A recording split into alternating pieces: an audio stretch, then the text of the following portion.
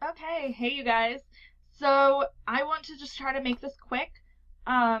If you don't know what I'm talking about whatsoever, please go read the blog post that I'm going to link down below. That'll kind of give you an overview of why you would want to do this. But basically today I'm going to show you how to use Feedly to auto send posts to Buffer. So this is a good way to share other people's content on Twitter or Facebook or wherever your main channel is. So let's just dive right in. If you have any questions about this, I know it's a bit technical. There's kind of a lot of steps to it. But once it's set up, you are golden. It is so easy to share content.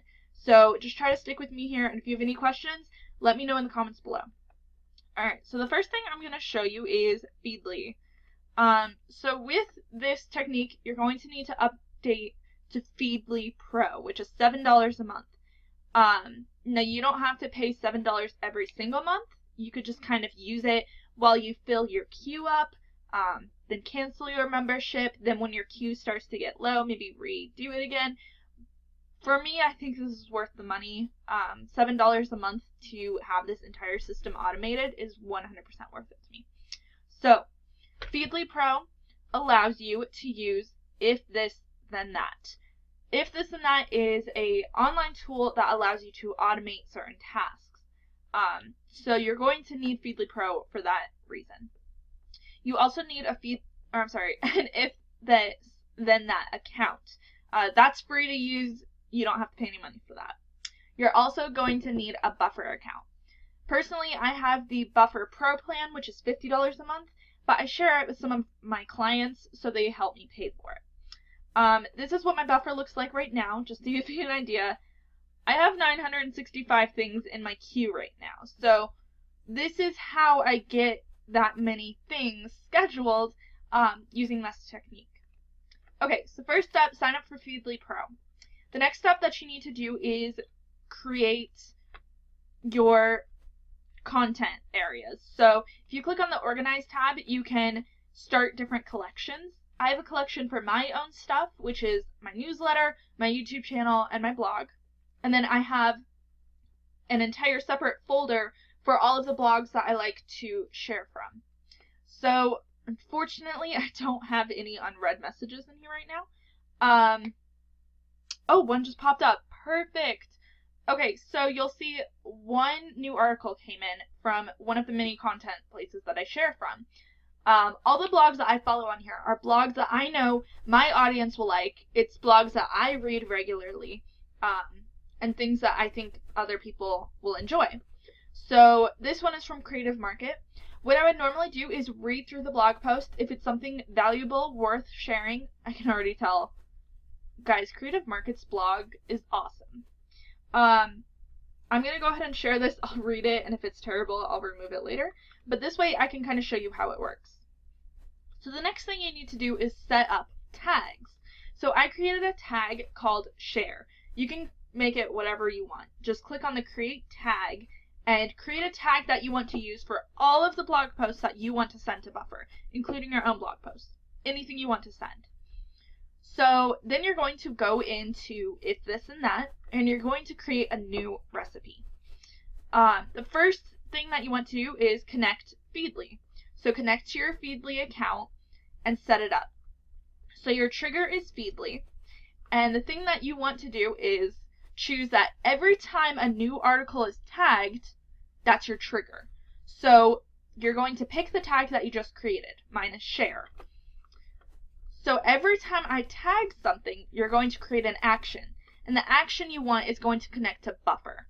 Now keep in mind that with Buffer, you can only connect one account from your Buffer. So I decided to connect my Twitter account. That's the account I post most of my content to. That's the one with the biggest queue. So I have it connected to my Buffer Twitter account. And the action that you want to choose is to add a post to Buffer. So every time you tag something in Feedly, you're adding a post to Buffer. And then you need to choose the formula for the post. So if you click on this little guy right here, you can select your ingredients. So I just have the article title, then the URL from the article, which will link directly to that person's blog post, not to Feedly.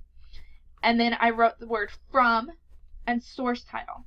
So what that will look like is something that says like November income report. Then it would have noraconrad.com/blog/income. And then it will say from noraconrad.com blog. So it's pulling these little things within the bracket is being pulled from Feedly. So here's the title. If I clicked on this, this is the URL it's going to use. And then right here, Creative Market by C.S. Jones, is what it's going to say under source title. So that's just kind of how you're going to format your post. Make sure this is something that you like to use. You want it to look like this. Then you're going to click Save, and it will start your recipe. Once your recipe is created, all you have to do is start tagging things. So I'm going to show you right now. In my buffer queue, I have 965 posts. I'm going to go ahead and tag this with my share tag. I'll just exit out of that so you can see. So I have no unread articles in here. I'm going to go to buffer, refresh, and it should be 966. There it is.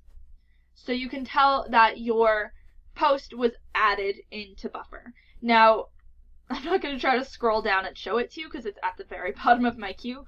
But if you don't have anything in your queue, this is a good time to look at it, make sure it's the right format, and make sure that it's the way you want it to look.